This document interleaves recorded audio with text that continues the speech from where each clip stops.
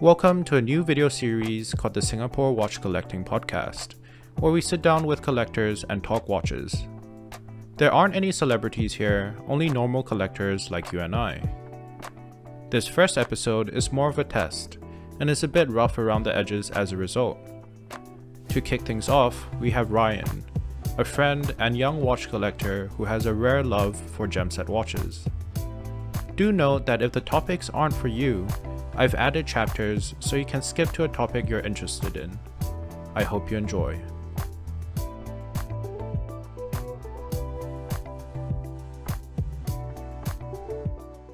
Today we'll be doing a new sort of YouTube series where we sit down with some watch collectors from Singapore and basically talk watches and whatever else.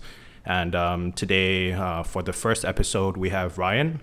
If you don't mind, could you quickly introduce yourself and maybe talk about how you got started into watch collecting?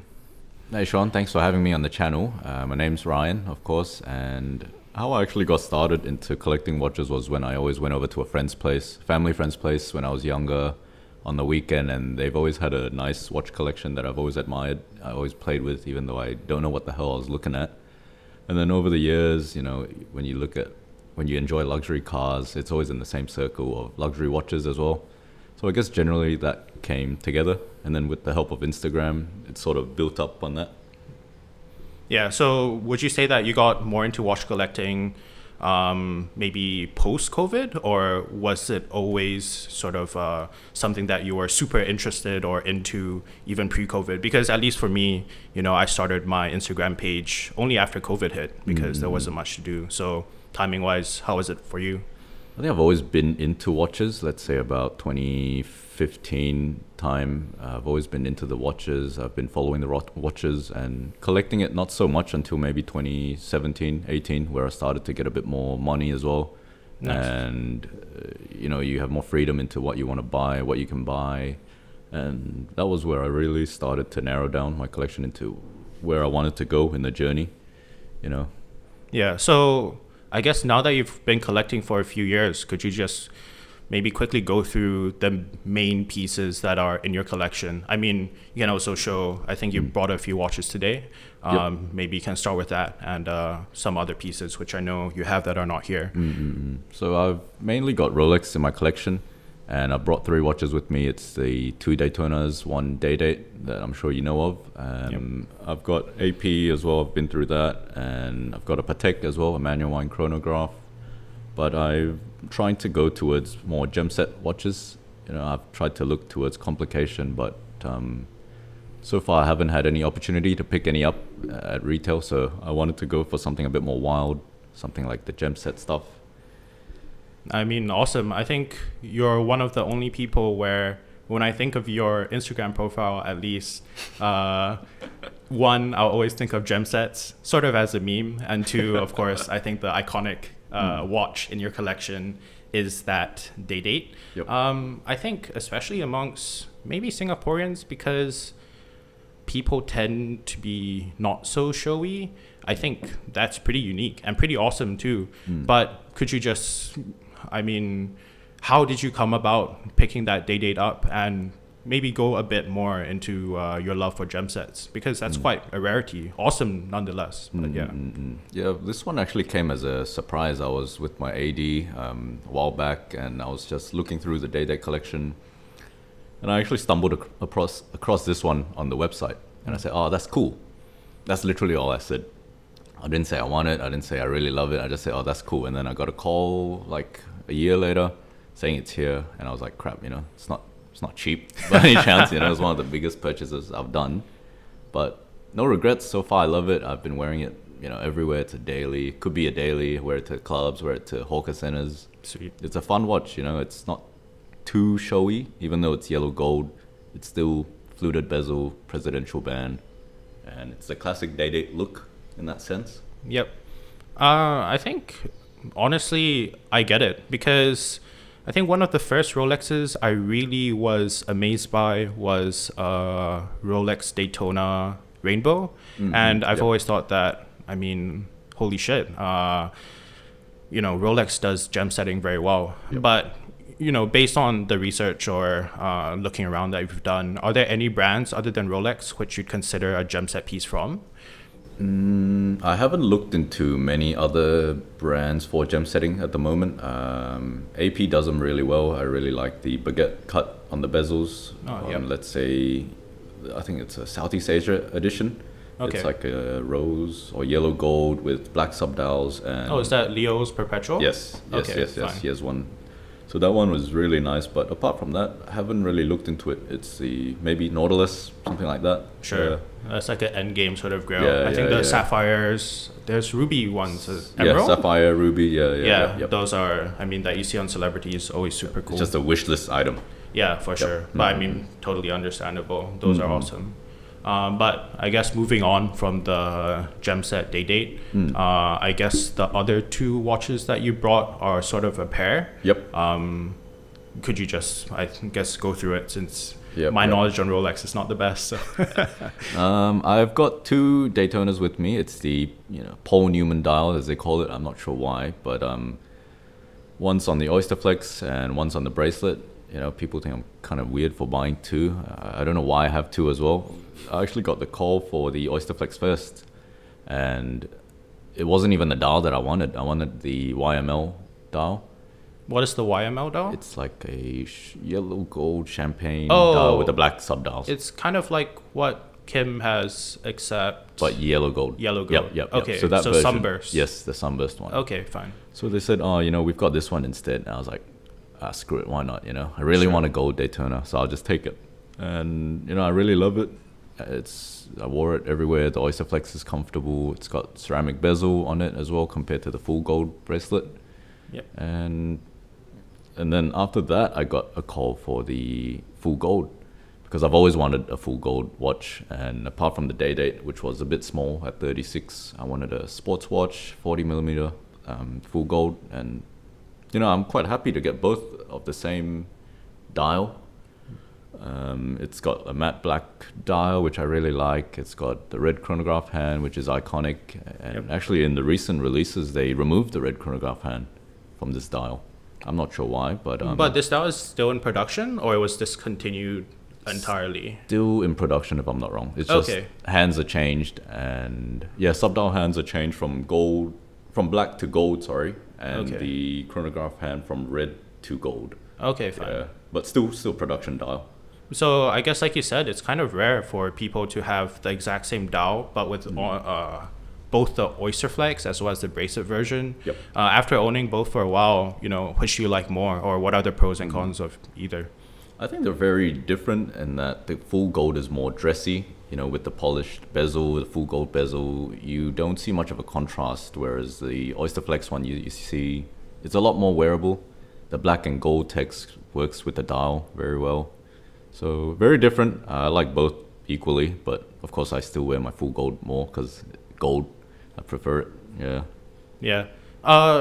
So the Paul Newmans are in yellow gold. Yep. Right? That's right. What are your thoughts on rose gold? Because I feel like generally that is the more popular sort of gold choice for most collectors. I've never had an experience with rose gold. I've never owned a rose gold actually in my journey. I always knew I wanted yellow gold for a Rolex because it's iconic. It's iconic yellow gold, and I don't know, I just never got the opportunity to get one at rose or white even. No. So, yeah. Well, I guess if you want my VC Perpetual, you can always... Maybe in the future. I'll look into it.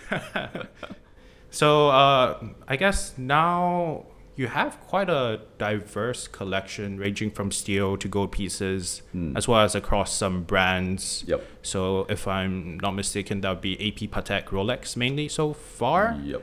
I've got a Panerai, but it's been sitting there for a while. Okay. Yep. That would be same for mine. But then going forwards, where do you see your collection going? I suppose, well, I think you're younger than me for one. But yeah, so you have a lot of time ahead of you for sure. Yeah, where do you see this journey going? I still want to own a Nautilus or a Aquanaut just to tick it off my checklist. So I'm looking out for one. If it ever comes to a good price, I might pick one up. But I think for now it's still Gemset. You know, I've Nice. been looking for Pateks, dress Pateks in the past, and every time I got to the deal through grey dealers, I always get flaked on or ghosted on. So it left a bad taste in my mouth.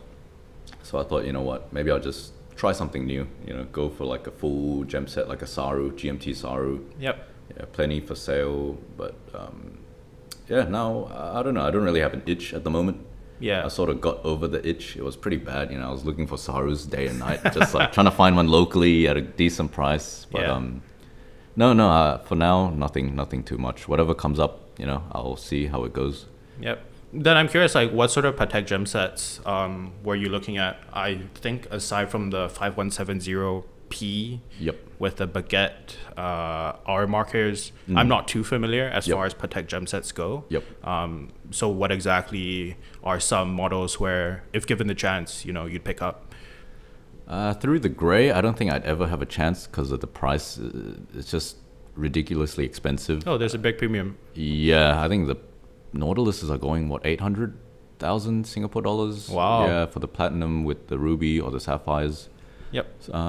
But I mean, retail, I'll be more than happy to pick it up, right? But Patek gem sets, it's a bit out of the reach at the moment, so I'm not really looking into it at the moment. Yeah. Then going forwards, I mean, I think it's interesting that you mentioned buying gray because I feel like it's something that a lot of collectors here, you know, they're very proud to brag that, oh, you know, I bought this or I got this from my AD. You know, a lot of them will be like, yeah, I never bundled, but of course in the background, you know that they're buying There's like random 20 junk. other Yeah, I pieces mean, of junk you over have there. Iron Croc, Frank Muller, or something like that. Hey, that's a nice piece. That's a nice piece. I'd wear it. I'd wear it. Shout out to Watch Superstars. But yeah, you know, is buying gray something that you'd really consider now, or do you still feel like you chase, you know, I'm not sure if you'd call it a high, but sort of high, getting yep. the call from the AD? Yep. I think I still enjoy, you know, if they ever still called me, obviously the high is nice. But moving back to Singapore, I haven't had a relationship with any of the ADs here. And I don't think any of them are ready to accept someone at the moment unless you're willing to shell out, you know, 500,000-600,000 worth of bundle pieces, as they call it.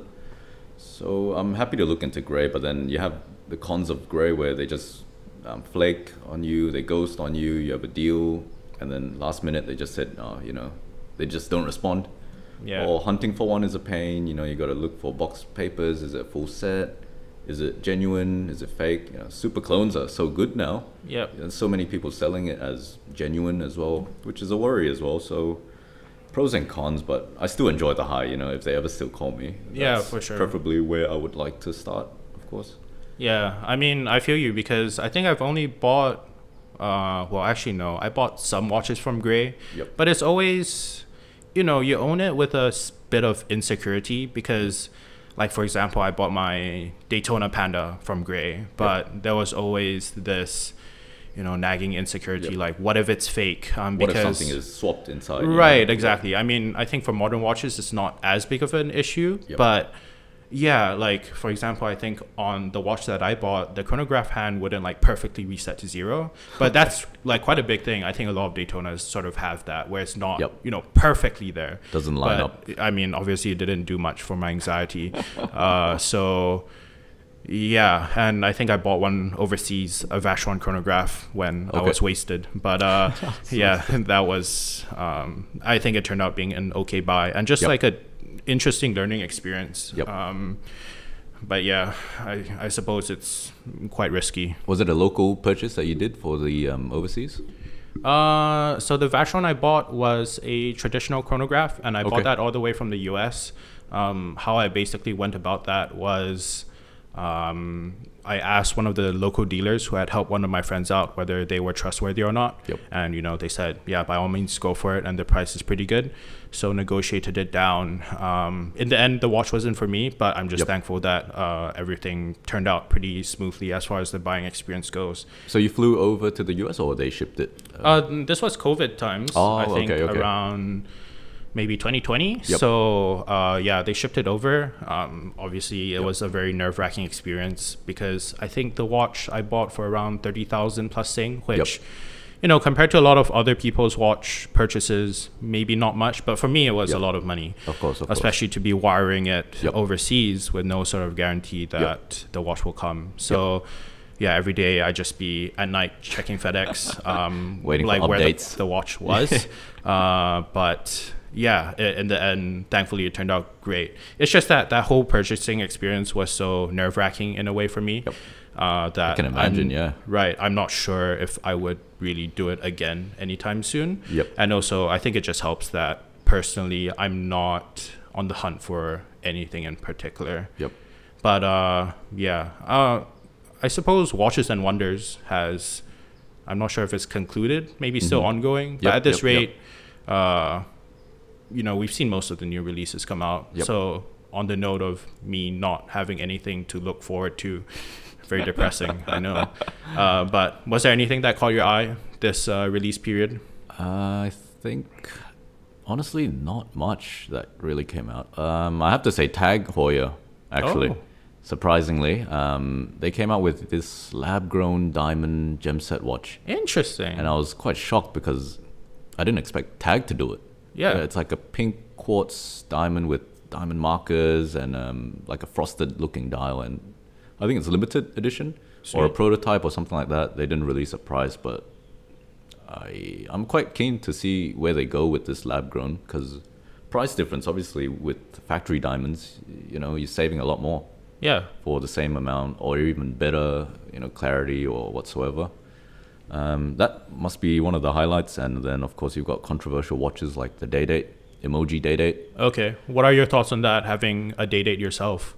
Honestly, I thought it was pretty horrible when it first came out, right? Not going to lie, but I wouldn't mind having one. Just for the fun of it, Right. When the hell is Rolex ever going to do something like this? It doesn't make sense at all, and if it's not from Rolex, it would be pretty ugly. But it's just that Rolex did this themselves. It's kind of interesting to see that they don't generally take this kind of step into going to wild looking watches, but it's quite interesting. I quite like that one, actually. I think generally we see a lot of brands this year, or not a lot, for me mainly Rolex and Patek, because I haven't paid too close attention to the rest, or at least I don't really remember, but I feel like those brands have definitely had some new releases that are really targeting the younger people. I think the 6007 Calatravas are a good example. Adding pops of color, multicolored, right? White gold. Adding pops of color. Last year with the 5326, adding watches that have some funky texture to them, and white gold as well. Right. Focusing a lot. So very versatile watches, very neutral ones, but just with a pop of color, which I think younger people might appreciate. And likewise, I think Rolex is doing the same with the Oyster Perpetual this year. I mean, every year they always have one or two funky releases where I look at it, I'm just like, what is going on? But this time, it's kind of tiring to just judge everything. For me personally, everyone has their own taste, what they like to collect, and I don't think it's necessary to go into someone else's taste and be like, your taste sucks. It's just not really healthy. And I think, like you, when I first saw the Daydate, it was a very what is going on moment for me. But I think looking at it now again, it's a super fun piece. And it's enameled. The dial is actually enamel, Sweet. Which is, the first time I think that they've ever done an enamel dial. Possibly. I mean, I've never heard of it before. But also, I guess it's a Daydate where it doesn't actually matter, or you can not set the date. Again, shout out to Watch Superstars, because he doesn't set dates. Doesn't set any dates. That's true. Or wear his watches. I can do it. I offer to do it. Heard it here first. So I think that was pretty fun. I think Cartier actually did a lot of nice releases this year. Compared to many of the other brands, it was quite refreshing. They've got new lineups, a whole new lineup actually of Cartier pieces. They've got that Santos Dumont skeleton with a little plain micro rotor. That was really cool. But they're not cheap. I checked as well. I don't know. I think my issue with Cartier skeletons, I mean, I've had two friends who picked up the asymmetric skeleton. And even seeing that watch in person, it's a pricey 6-figure watch.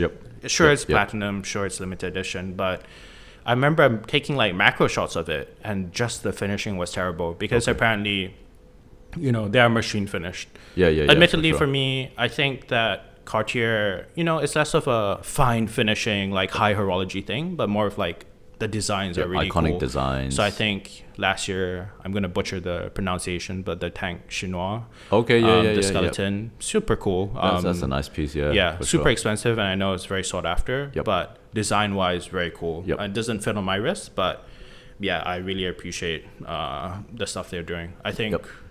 or was it last year where they did the crash, the super gemset one? Oh, yeah, the tiger-looking Yeah. scale crash. Yeah, yep. Okay. That one was... That's nice. It is course, really of cool. course. Yeah, Yes. yep. No, but yeah, glad to hear it. I think, is there anything else or any other topics that jump to mind that you'd like to talk about right now? I actually want to hear your thoughts on the Rolex Daytona change. Because for the new Daytonas, they revamped everything. That's a big topic or a model that everyone sort of looks at or talks about.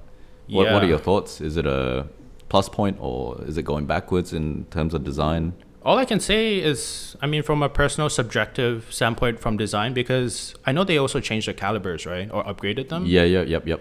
Yeah, so I'm not exactly what has happened in terms of like movement upgrades. Yep. But in terms of design, so far, I'm not a huge fan of the dial, and I'll just touch quickly on the platinum one. Yep. I think they should have, the case back looks so bad for a watch that I assume will cost 6 figures that they probably should have just kept it shut. Really? It looks what like do you not like about it? No, just the finishing. Okay. Obviously I've not seen it in person, but Yep, based on yep. photos, it looks like something that, comes out of IWC or some other non-popular. Maybe it's the rotor, the design of the rotor. Yeah, as well? exactly. But, it's not going to have the fine finishing. Admittedly. Of course. You're paying for something different there, right? Yep, The yep, platinum, yep. of course. Yep. Or the full platinum. Yep. Dial-wise for the new Daytonas, I'm not a super big fan. I just think the ratio somehow looks off. But Okay. It's more like I the feel the Zenith era sort of style where you've got thinner hands, thinner subdials. Yeah, but for me, it's more like I think where the top 2 subdials sit is a bit awkward for me. But Okay. I think like with most things, people always have the knee-jerk reaction when something new happens to their favorite watch. Yep.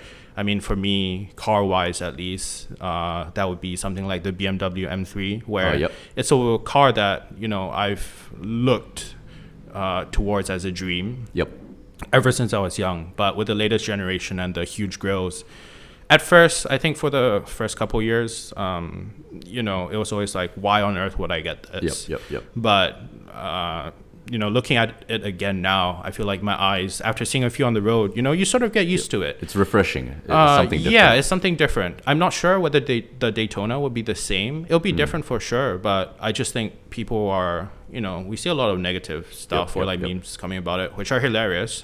But I'm sure there'll still be people who look for the new ones, and maybe in due time, people will like them as well. Yeah, for sure. Yeah. I agree. Awesome. So thank you so much. Okay, thanks so much for having me as well on here, Sean. It's good speaking with you. No, awesome.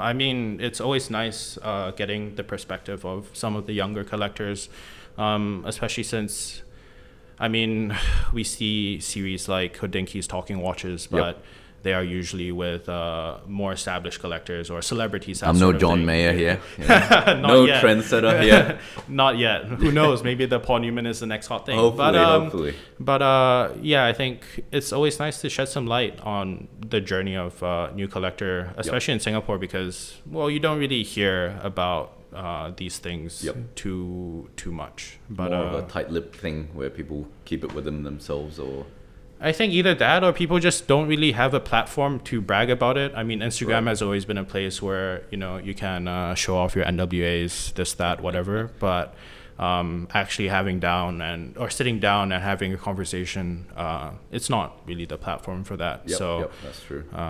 Definitely look forward to where your collection goes. And perhaps in the future, we can do another updated version. Hopefully I'll have my Gemset Nautilus by then. Maybe Gemset everything by then. But I'll be a rapper in the US by then. That'll be I'll see you at Icebox in LA. Awesome. But thank you so much. Thank you, Sean. And with that, we'll end the first episode. Thank you for taking the time to watch this podcast. As mentioned in the beginning, this is more of a test episode. Going forwards, I'll be looking to improve the audio quality as well as potentially appearing on camera myself. If you enjoyed this video, please like and comment so I know to do more of these. Thank you.